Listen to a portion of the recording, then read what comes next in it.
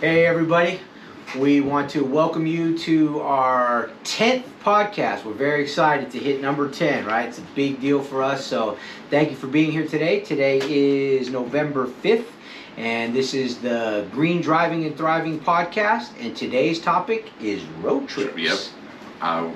Because we're going into the holiday season. Absolutely. And, you know, the thing that we think about, you know, when we think about holidays is family. Yep. And not everybody always lives next to each other. Most of the time they don't. No, yep. Yeah. I think the average is 25 minutes you live away from mom, you know, in the country, but, you know, the average is not every situation. Yeah, no, I you know, just thinking about my own personal situation and my local people, everybody's at least 30, 40 minutes away, if not an hour or more. So Yeah, even on a short trip, we're going to be on the road for a while. Yeah, absolutely. And so there's some things that come up with road trips. You know, we're constantly thinking about, like, you know, like, oh, we're going to hop on a flight, go visit mom, we go on a trip, right, or, you know, something like that. But we're not really necessarily thinking about the road trip. Yes. You know what I mean? Like, Correct. you know, like we're going from, you know, say here in the Bay Area to LA, right, or from here in the Bay Area to, you know, Tahoe to meet up with family, rent a cabin, right, you know, for right, the holidays. Right. Yeah. You know, some of that stuff, it's different driving conditions, and I think that we can touch on some, you know, some specific concerns and stuff like that. Yeah, no, I think you hit the nail on the head there, Mike, as you talk about Tahoe. I think our family is currently loosely planning a Tahoe trip, right? I was like, yeah, Tahoe for sure. So as we plan, let's assume, right, for the sake of our topic today, that we are talking about a 3 to 4 hour trip, maybe 6 to 8 hour trip. What are some of the things that as a and again, and then the other part of this is I think we're sort of assuming kind of a family full, not just like you know, a couple people taking off on a road trip, but like there's, you know, multiple people, a couple drivers, maybe we're in an SUV. Yeah, we're jam packed. We're jam packed, yeah. right? So that's kind of the scenario that we're sort of talking about today, right? I just kind of want to clarify because the dynamic certainly changes when it's a car full of people as opposed to, you know, a couple, maybe 3 people on a road trip could be a little bit lighter, if you will. Yeah, going away for a weekend is different than going to go visit mom for a week or for Christmas or you know, like Thanksgiving, like, you know, that 4-day weekend. Yes. You know, like you're bringing luggage, you're bringing, you know, gifts, like, right? Food, maybe if it's Thanksgiving, right? Exactly. Yes. Cars packed, people. You didn't dress comfortably, right?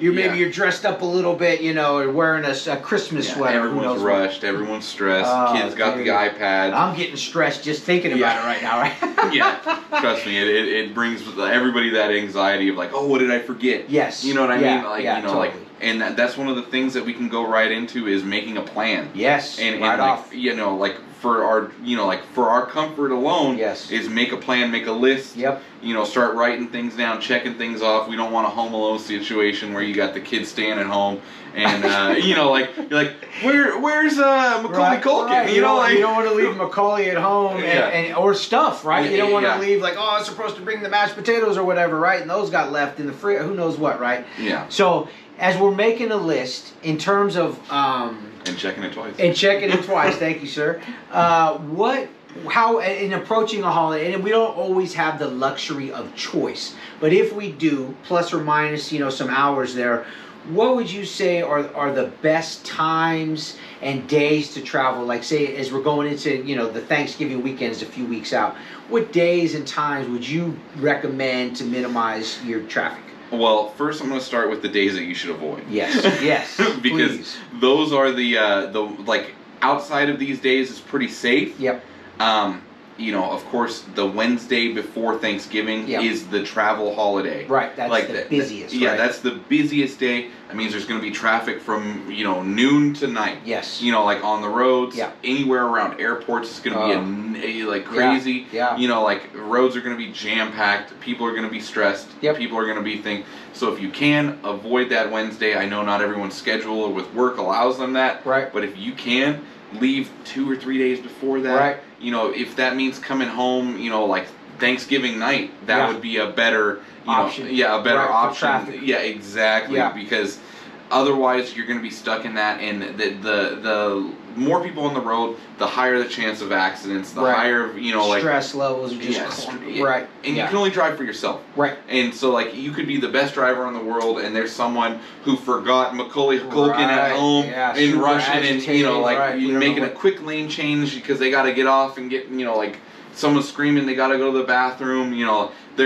They just hit you, and then your whole trip is over. Yeah. Yeah. No, it could become, a light stress, right? It relatively could become a very serious stress, if any sort of collision or, a whole series of things could go wrong when you're in that rush or when your stress levels climb that high.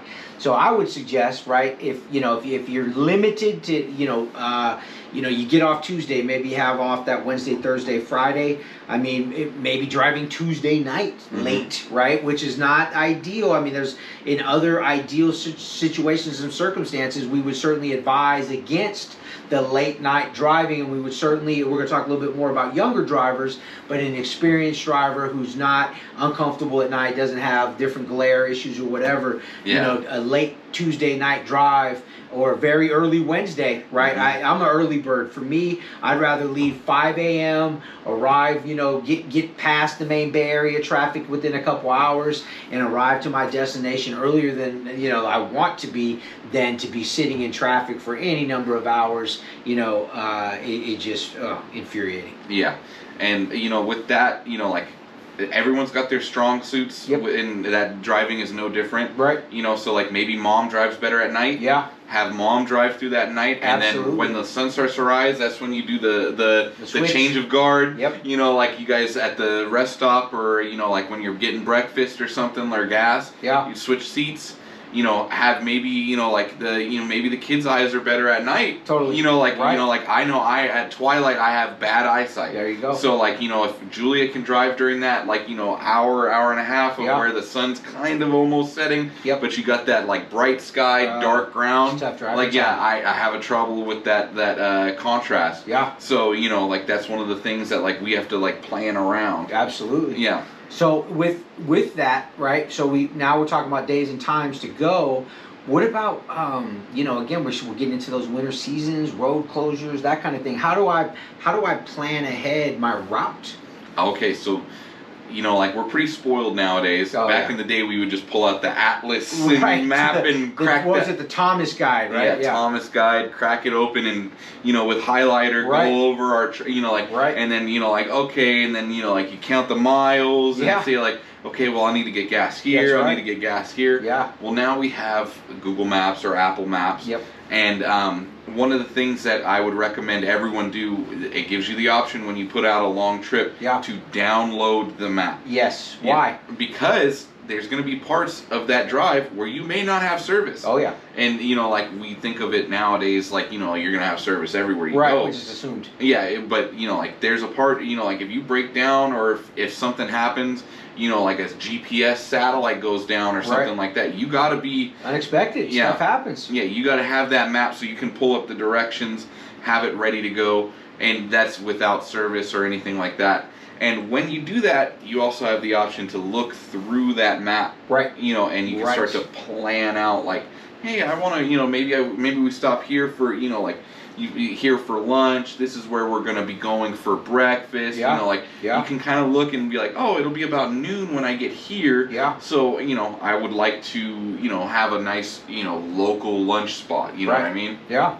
No, I think it's invaluable to, like you said, the GPS, puts us on a whole different level.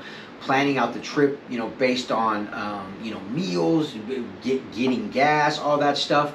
And we kind of almost make fun of the Thomas Guide and those old school maps, but at the end of the day, we should have one in the car, right? We should have a map covering the area that we're going, just in case. Yes. Just in case, right? Our phone goes dead. We lose service in the car. Heaven forbid you have to head out on foot or something like that. Well, this is extreme circumstances, but if something were to happen, and we're pretty much right on the brink, right? It's all about the electronic, the communication, we're pretty vulnerable with that stuff. Absolutely. So having that Thomas Guide in the car, or having that map, even if you print out right? The old MapQuest style of the directions, right? Because if as soon as we lose that digital connection, we're lost, dude. Yeah, not to sound conspiratorial or Yeah, anything, right. but you know, like cell systems do get overloaded. Sure. You know, like if there's an emergency, say like you're on the road and there's a snowstorm or Yeah. something,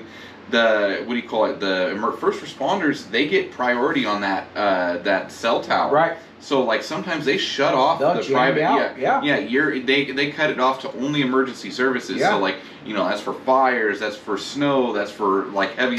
You know, like they have to be able to contact the thing, and if it's getting overloaded with you downloading a Netflix movie, Right, you know, like right. they're gonna be like, right. good No luck. chance. Yeah, we're not no, gonna allow and that Netflix movie might also be a call to grandma, or you know, like looking up directions. Right. You know, so it's better to have the physical map, the digital map, you know, like as your secondary backup, and then the physical map as your last resort. And then also, Mike, this is something that just kind of popped in my head, but again, old school. We want to have somebody aware, right? That's not with us, be it at home or at our destination, that is aware of our general timeline. Mhm. And if we don't make it to Grandma's house by Wednesday night at 6, there's there could be an issue if we're not there by 8 or 10. Call right? Like send out the rescue team. Yeah, exactly. Yeah. It's one of the things that, like it doesn't, like when we're younger, it doesn't really make sense. Like your mom's always saying, call me when you leave, Yes. call me when you get, like stop Right, here. And you're like, right. why do you want to hear from me so Right. much, Yes, woman? right, Like, right. like, but now, like that was the way that they did it back in the day. Right. Yeah, backups, Yeah, you redundancies. Yeah, so that like, oh, okay, they got to Santa Fe at this time. Right. Like, oh, they left San Jose here. Yeah. They got to Richmond in an hour. Yeah. Like, oh, well, they're almost at Fairfield. Yeah. Yeah. And then like you can kind of expect someone's pulling up sometime soon. But 6-7 hours, you assume something went wrong. Right. So then you can send out the Yeah, call start everyone. making some phone calls. Yeah, I mean, take some action, right, on behalf of somebody who may be stranded somewhere, right, depending on the circumstances. Absolutely. Yeah. And speaking of stranded, like there's some things that we can prepare for.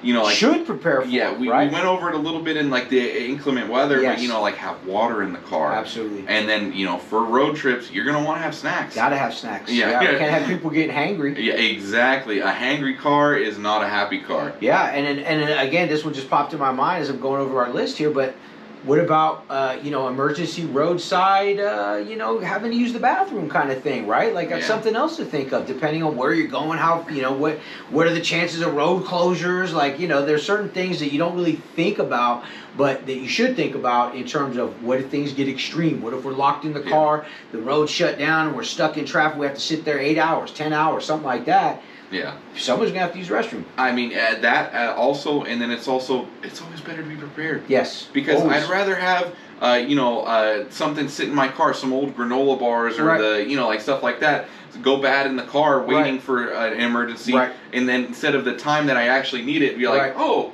Yeah. I got a case of granola bars in the back. You Right. guys hungry? Yeah. And then you guys are happy and saves the day. Yeah, exactly. Yeah, it changes the whole mood of everything. Yeah, no, it's a good call, Mike. Other things to think about on a long road trip. Just taking lots of breaks, Mhm. right? And sometimes as a driver, I'll get laser focused. Like, all right, we did 8 hours. I'm gonna try to make it in 7.5.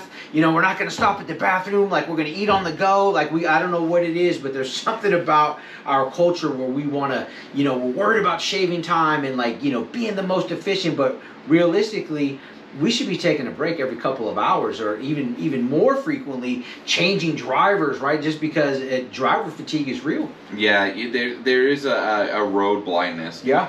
In the trucking culture, they call it the black dog. Okay, here we If go. you see the black dog, Yeah. like you've been driving too long. Okay, And okay. and the way they reference it is the dog runs out and you hit the brakes and there's nothing. There's nothing. Yeah, but that's like Indicator. that's the extreme That's thing. that's the red light popping on, right? But like life kind of goes on like that. Like when you're driving and you're like starting to be like, okay, like this road looks the same. And you kind of get that like monotonous brain. Sure, yeah. 5-6 hours in. Absolutely. Like it's not a good thing. You No. need to like take your brain off of that Yes. and go and do something. Yes.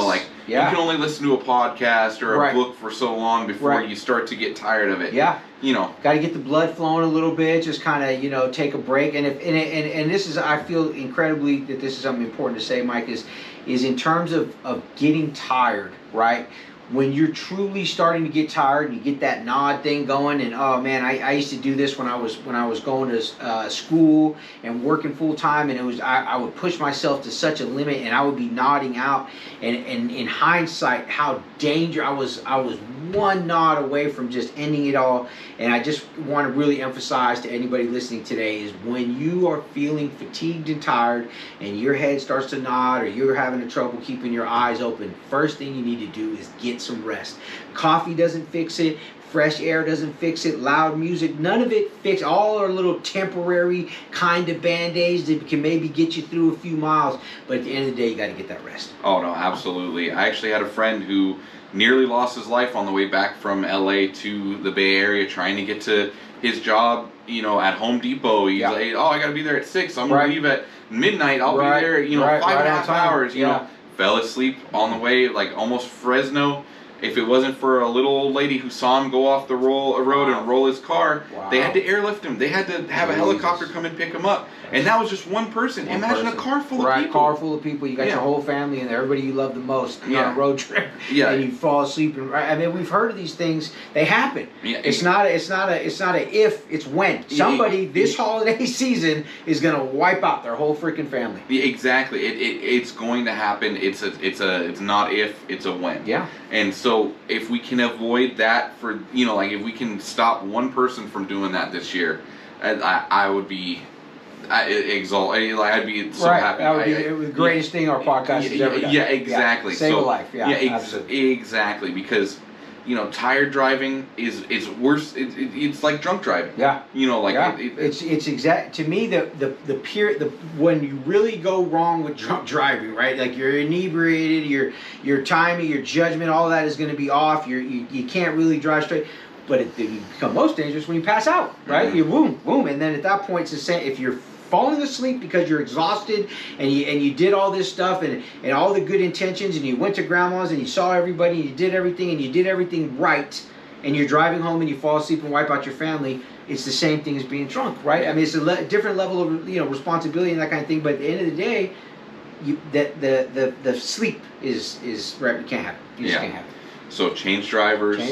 Pull over. Get sleep. your rest. And plan accordingly, right? Don't if you know that you're likely to get tired at night. And again, same thing like you said. Some of us, we're night owls, and we just could go right. And some of us are like me. I feel like my older age, I can't not stay up and drive like I used to deep into the night. I could get up as early as I want and go, but at night I'm going to run into fatigue problems. So when I'm planning that early side. And especially on those long drives, like say you're driving from here to Texas or something like that, and it's a multi-day, like thing. Be like, oh, 18 hours, 18 hours of driving, I could do that. We could be there tonight. Exactly. Like that's one of those things where it's like, no, you really should take that night to sleep and rest up, even if it is more expensive. You have to get a hotel or something like that. But it's not a good idea to just rush things and push through. No, got to be safe in that situation. A couple other little side notes here I want to talk about, and then we're going to get into some of the other concerns about driving a vehicle like that. We said take lots of breaks, right? In-car games, and again, now I'm thinking there's littler kids in the car kind of thing, right? And I have to say that when my kids were little, we used to play a game. It's one of my favorites, and we used to call it. I don't even know what we called it, but we used to say, I have an animal, and we'd always say it in the same tone, and it was just so much fun. It's like, I have an animal that starts with the letter C, and then everybody has to guess, what are we talking about? And then they finally guess it, and you try to get real exotic and elaborate with and so that game right there would kill hours, right? You pass it around, and whoever guesses gets to go, and you go through every single animal that you could possibly think of. You knock out a couple hours. The license plate game or the alphabet game. Yeah, you see it on sign. There's different things that you could do, and again, I'm talking old school. Like if I'm from the dark ages, of course, kids have their phones and iPads. Do they even still put? I don't think they put like the DVD players in car, or like any sort of digital like we had. New cars don't even have. They don't even have, right? We're past that. It's all individual entertainment, right? Yeah. So you want to be aware of, especially the younger kids and their level of boredom. Right, and it's legit. They have all the different entertainment and stuff. So you have to address that issue. Little coloring, something that allows them, and then the breaks and stop in the park, stuff like that. Exactly, right? That's where planning comes in. Yeah. You get that map ahead of time. You're like, oh, okay, there's a nice place over here. Yes. They got like there's a McDonald's. Right. Like that'll perk the kids right. up. A little play place. Like this gas station. It's a it's a big gas station. Right. Like there's shopping and stuff like that. Like. Oh, my daughter would like that. Right, she could get a little, I don't know, hat or something. Sure. You kind of build that up as you go. Yes. As you're like, hey, we're almost there. Right, because like that 8-hour drive. Are if you we can, there yet? Right. Exactly. And that can be a distraction to a driver. It's frustrating. As the driver, as the adult, as the parent, kids are crying. They're asking you. They're hungry. They got to go to the bathroom. Are we there yet? Like you're right, which is a total another level of awareness that you have to have as the driver. You need a break. Oh yeah. I need a break from listening to all of this nonsense that's happening. Right? Like I need a 10-minute break, 20-minute break, whatever it is. And it's not just the little ones. No, the older ones are worse. Yeah. Teenagers are worse. They're worse. Exactly. Yeah. Teenagers, even if it's your friends and adults. Family. Adults are probably the worst. You're worst, like, right? Oh, I gotta go to the bathroom, and you're like, I expect better of you. Right. Or you got right. I expect better. You should be able to hold it. Right. Yeah. Yeah. You think the little 10 or 11-year-old, I gotta go to the bathroom. Oh, okay. Yeah. But the 26-year-old, you're looking at her, and you're like, you didn't plan. You're we're going on the road. That's right. The expectations are different. Yeah. Tell me, Mike. Well, so again, we're in the family SUV, minivan, whatever it is. What are some of the concerns that I have in terms of being a driver of having a full car as opposed to my daily commute where it's just me and the car? Yeah. So the biggest difference is you're going to be chock full. Chock full. Yeah. There's a weight limit to vehicles. Right. And then it says passengers with a certain amount. It says it on when you open your driver's side door. Right. It'll tell your weight limit. Yeah. It'll also tell your tire pressures. Right. Yeah. But with that weight limit, that's what the car can handle. Yeah. Sometimes when you throw on luggage, it's going to go over that.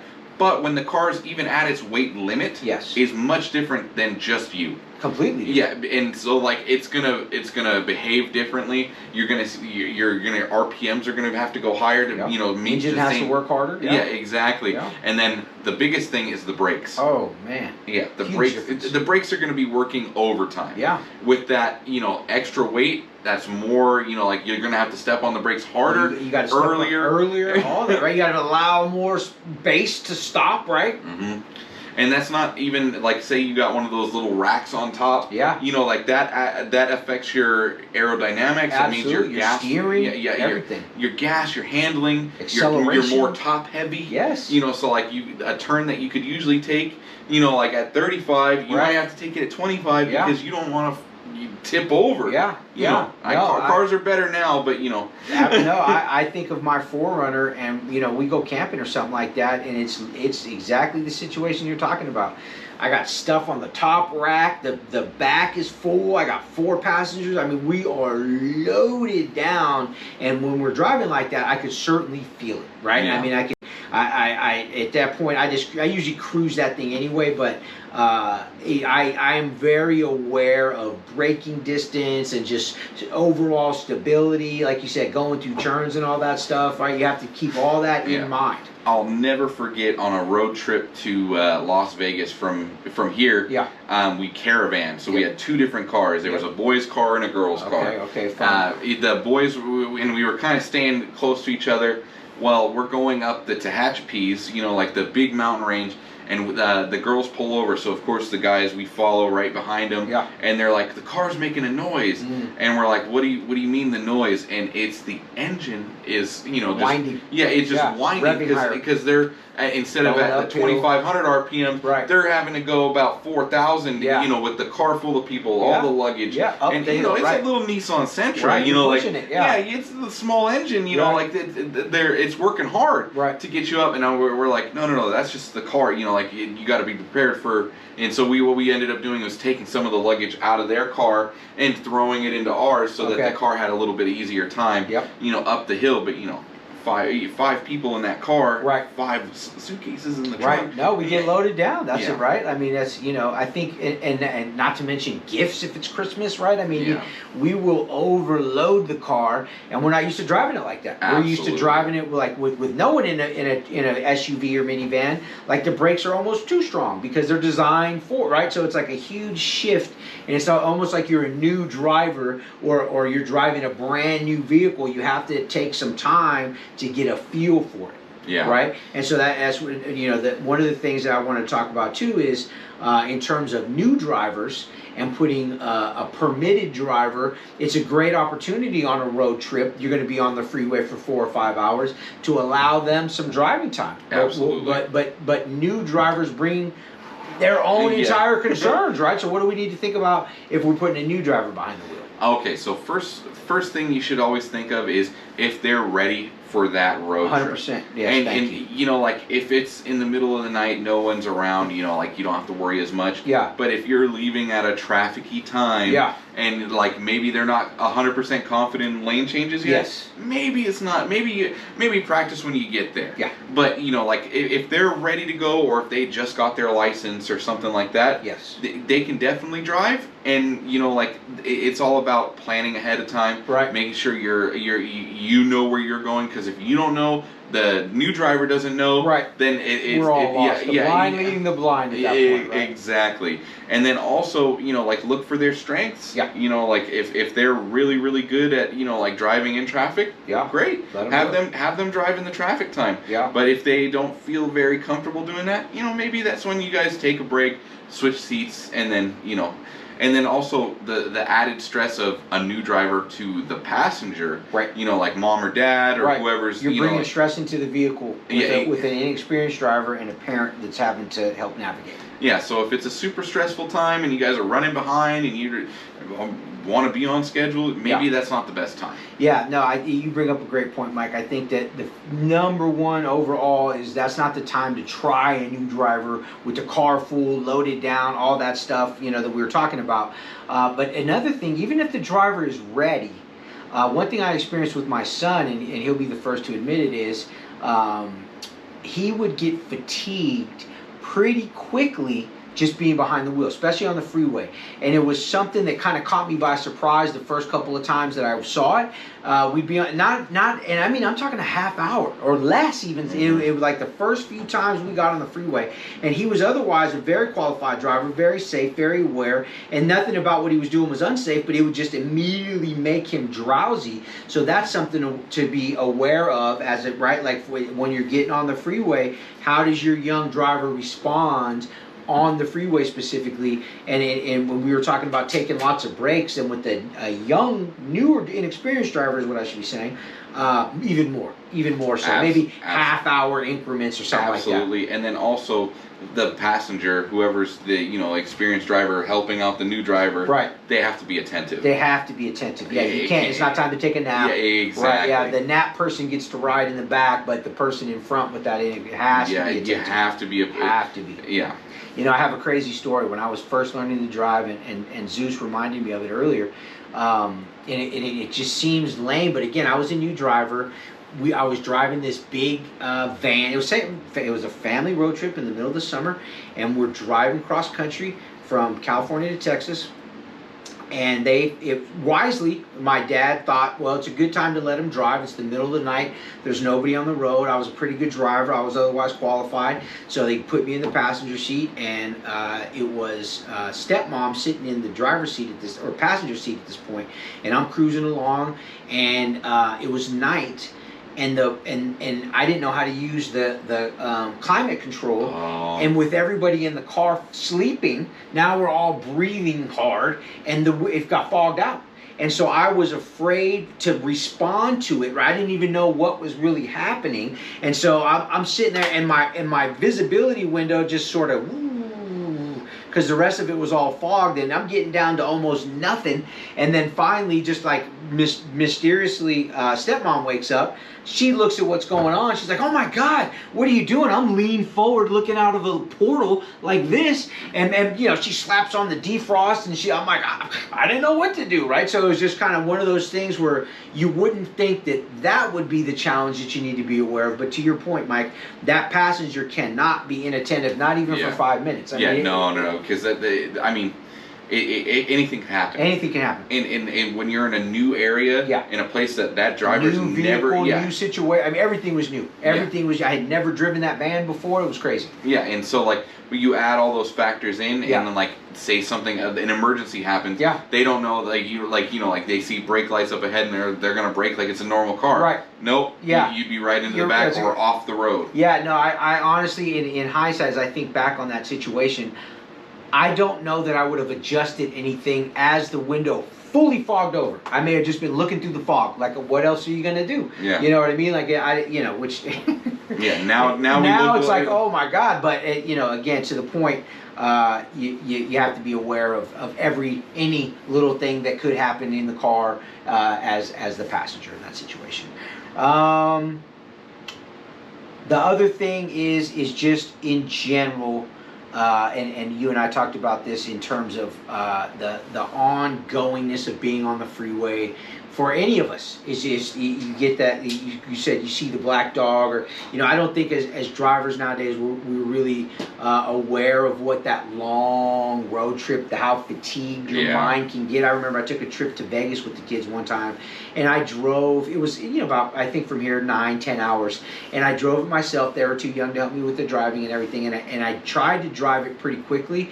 And at the end of the trip, man, my brain was just mangled. I was just having a hard time just formulating regular thoughts, and I otherwise didn't really feel fatigue. So that becomes very dangerous as well. Yeah, it's the mono thought of just road. Right. And it's like doing anything. Like if you're at work for 12 hours. Yeah. And you're working all the way on whatever you're doing. Yep. And you can you're only thinking about that. Yeah. When you get done at home, you don't want you need to like just decompress. Yeah, exactly. Like we all need that, and it's the same with driving. Right. And even worse so with driving, because it's such an all-encompassing. 100% focus. Yeah, you got to focus on. Oh, cars over here, cars behind me. Yeah. Oh, what time is it? What gas is it? When's our next stop? Where you're anxious. You're So like your brain kind of just mulls that all over. Yeah. And you get that smooth, like almost. Like the way I always think about it is, if you ever used like a drill or a saw for a long time, and it's been vibrating it's been vibrating your hand. That's what the road's doing to your brain. Yeah, no, it's true. That's an excellent way to say it, Mike. So